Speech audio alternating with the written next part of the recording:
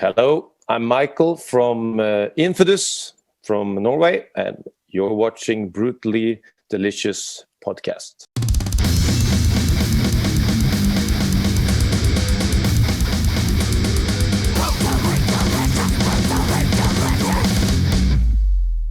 Where are you guys located? We're located in Norway, Oslo, Norway, but I'm Swedish, so I'm a foreign in Norway. How did you end up? Love.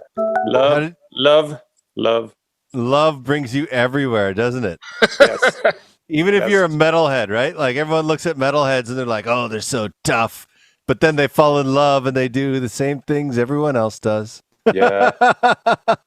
And there's nothing wrong with that. No, it's not. I met my girl for like 5 years ago now. So 5 years ago now. Right. So then I moved. I live right where the border is to Norway in Sweden. Okay. So I can. It's just an hour and a half drive back and forth. So when I was living with her, I was trying to get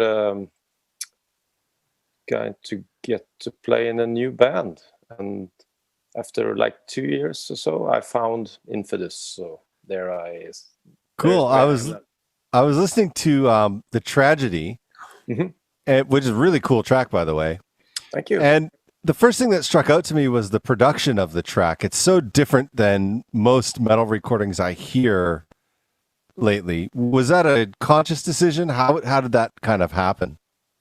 I don't know. We just we do as everyone else do nowadays. We record everything by ourselves. We had like a studio in our rehearsal space, so we recorded drums. Then we recorded vocals and guitars and stuff home at the guitarist Kenneth's studio. Yeah. And then a guy from Gothenburg, Fredrik Nordström, who's mixed and produced a lot of like Gothenburg band, like In Flames and Soilwork isn't from Gothenburg, but At the Gates and big names like that. He mixed the record and he did a great job. It sounds great. It sounds really good, but it was just like normally with music like that, you hear this like really, like your recording is very clean and pristine, you know, and it's like there's distortion in it, but it's not a distorted mix, if that makes any sense. Yeah, I think so. But the guitar it sounds really unique. Like it sticks out.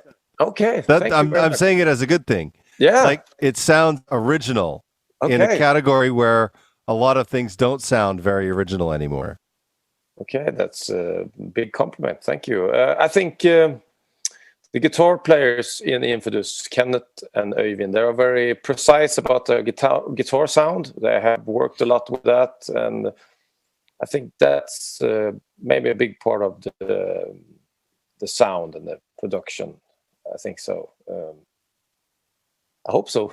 Anyway, cool. But, yeah, I see that. I was going to ask you. So now that you're right on the cusp of now that the record, I'm going to edit that all out because I don't know what I just said. But now that the record's been out for a couple weeks, Endless Greed, how do you feel about it? What's been the response to it so far? First of all, it has been finished almost a year, but because of the pandemic thing, we waited and we wanted to get the proper release and before we let it out. So I think mainly positive reactions to it. People like it, so we're happy about that. Now that it's coming up on festival season, are you guys booked into any festivals to play, or?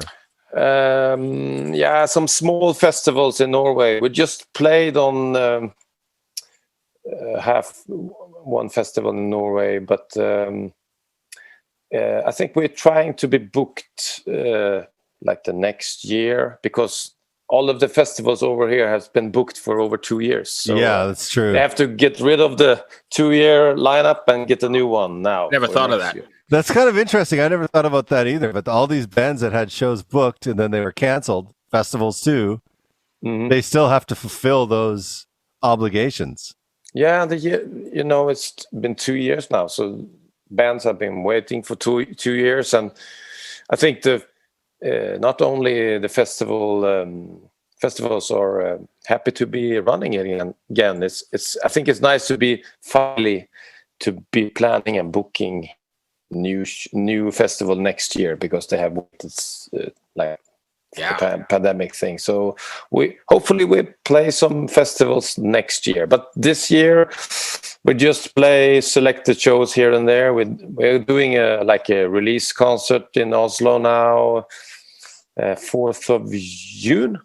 Oh, cool. And just to celebrate the album release and stuff like that. And we're doing some smaller shows just to warm up the band, and we're aiming for 2023. Nice. So when you're preparing for your release show, what kind of things are you doing for that? Buying makeup. No, we don't. buying combs to tease my hair. No, just I don't know. We're just rehearsing. We almost have another record finished writing right now. So we're trying to fit those are the new songs for us.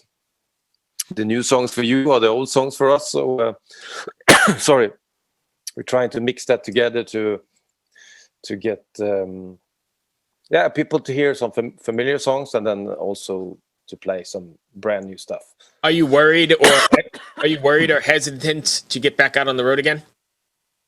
No, it's fun. It's fun playing live, so we're looking forward to that. He's like, nah, we want to get out there and kick some fucking ass. Oh, yes. We really want to do that. Yeah. What was it like having to sit on the record for that long? I mean, you said it was almost a year that it was written. Was it hard to just, not get that out there?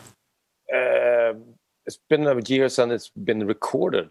I think it's been written several years. But but we were looking for a label to help us out. So we finally we're on a small label here in Norway called Crime Records, who has helping us a lot, and we thought that it was such a good product that we needed to have some good backing when we finally pushed it out. So it was worth waiting. Norway's got a lot of record companies, and obviously, it's a little place that has a little bit of heavy metal coming from it, but a smidge, just a smidge. Just a smidge. Some 1 or 2 bands. So I got to ask you, and this may sound completely ridiculous, but you know how when you envision people in California or Hawaii, envision them in their shorts and t-shirts or whatever? When I envision Norway, or especially Oslo, all I see are just metalheads in corpse paint walking down the stores, the 7-Elevens and stuff. Is it like that? No, it's not like that. You don't see them. You see them on festivals and concerts and stuff. And between that, we are just normal people who goes in. I'm not. Oh, no. I get that, but I'm just. It just seems like everywhere you'd look would be another headbanger. And maybe the popular radio stations are playing black metal instead of R&B. I think both Norway and Sweden, as I'm Swedish, there are many. I think in the Middle Europe, Germany and stuff like that, there are less bands. There are a lot of bands, but there are less bands and more fans. In Norway and Sweden, it seems like everyone has their band. Just okay, I have a band. You want to hear? Yeah, but I also have a band. You want to hear mine? So that's awesome. It's like a melting pot of metal. It's great. I think so. So you have to really make an effort to just to be heard. And so did I read that you guys are with CMM as well? Yeah. Sure, yeah. How did you guys meet up with Wolfgang? That's something that our record company, Crime Records, have made it happen. So we never. It's a deal between them. So we gotcha. just to promote the album in Europe and all over the world. Because we're good friends with Wolfgang, and we do a lot of stuff with CMM, so we're just kind of curious. Okay. Yeah, I'm always curious. I love Wolfgang. He's such a nice guy. Okay, I never met him yet. I hope I will see him sometime. So yeah. He's. I mean, the first time I met him, he's like, "Here I am on an airplane with Bruce Dickinson," and I'm like, "What the hell?" Yeah. It's like, Jesus, man. Why you wait to pull out the big guns, you know? Bruce, why not? Yeah. If you are you pretty active social media wise? I'm going to give you a chance to drop your links and tell people where they can find you. Yeah, we have it on Facebook and Instagram. It's like search for Infidus or Infidus band, and you will find our band there. We're not on like Snapchat and stuff like that. That's my children who are doing that. Yes. It's too fast for me. I 100% agree. So we are more traditional Instagram and Facebook. We don't have any homepage yet. Okay. I don't know if bands have that. You know, I was wondering that the other day too. I see sometimes when I'm doing research that Facebook pages have links to them, but it ends up to a tree usually. Here's a funny thing. Yesterday on social media, I saw The Cult. They announced that they're going to be playing in DC, and I was like, oh man, I wonder when they're playing or where they're playing. So I was like, oh, I'll just go to their website and look. They hadn't updated their website with the tour dates that they had put on Facebook. So I was just like, oh, I guess the website's useless. Okay. So I don't think a lot of bands. I think most of it they get through social media these days. Yeah, I think so too. It's nowadays the social media, both Instagram and Facebook, have been a little more like it's not that easy to if you have like I don't know 10,000 followers. That's the 10,000 doesn't see every post you post. No, definitely not. But I just think that when MySpace really changed the way bands promoted themselves, you know, like bands used to have a website, you know, mm-hmm. And then MySpace came out, and the website was oftentimes just their MySpace page where they just did everything. Yeah. But how is it in the States? Are people still buying CDs and albums and stuff? No. Or is it digital? Digital. Yeah. All digital. Okay. Yeah. Is it that way in Norway still? Yeah, but the vinyl is kind of coming back a little bit, and I heard that CDs are still selling in like Middle Europe and Germany and interesting. Austria. So it's I listen to music digitally, but it's always nice to have like the thing in your hand to check the liner out. Notes. I agree. Yeah, that's old school, but it's drilled in myself as well. You know, from when you were a kid and head to the record store, and it's a whole process of buying it, saving your paper route money, buying it, sitting down and going through the whole thing and reading, like Chris said, the liner notes and all that stuff. You read about everything, the producers or the guest or who they even thanked. I even thought when I was like 7 or 8 years old, my first band that I loved was Kiss. You have Kiss in the background. And I remember I had the Ace Frehley solo album. Yes. And we were just kids, so we thought that the numbers on the back were phone numbers to Ace Frehley, so we tried to phone to phone the numbers, but no one answered. I'm sorry. Ace never Hello, answered. you've reached the barcode.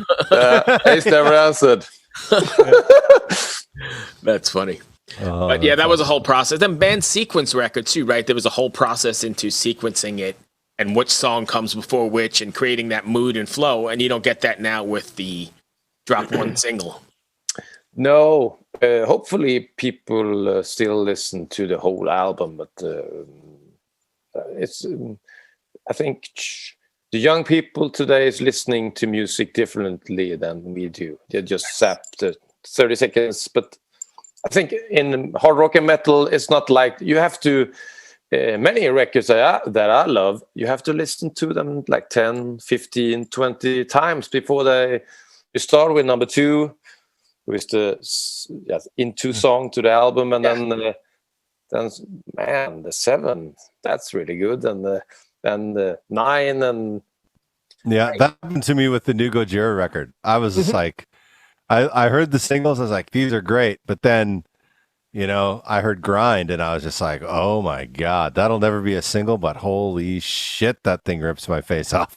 but one thing is, if you were going to tip me with that record, just give me a tip, and you said that song, maybe I didn't have the same reaction because you have to start giving me the first song that you listen to the album, and then so don't go to the deep cut right away. This is the 9. This is the best song. I don't know. I don't like it. You have to think backwards to the process and think, okay, which song I like first? I have to tip him with that boring song that I don't. I still like Amazonia. I mean, that song is slamming. Yeah. But when I heard Grind, I was like, ooh, that's fancy. Bruce? Yeah, so I was going to say, I used to goof on Chris about Gojira all the time, because I really didn't get them. Metalhead Forever, they never resonated with me. Then one day he sent me a promo copy of Amazonia. Mm-hmm. Right, that's the name of the tune? Yeah. And I was fucking hooked immediately, and regret all the things I said in the past podcast, so you can disregard those. I just wasn't hip. Yeah, but that was the same with me. I've found Gojira in the last 3 years. My girlfriend really liked them. She tried to play me some songs, and we're actually going to see Gojira.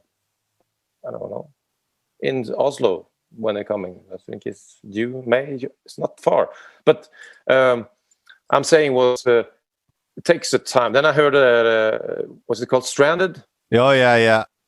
With a crazy dun. And then I actually saw them. They released a live concert on YouTube from Red Rock. Yeah.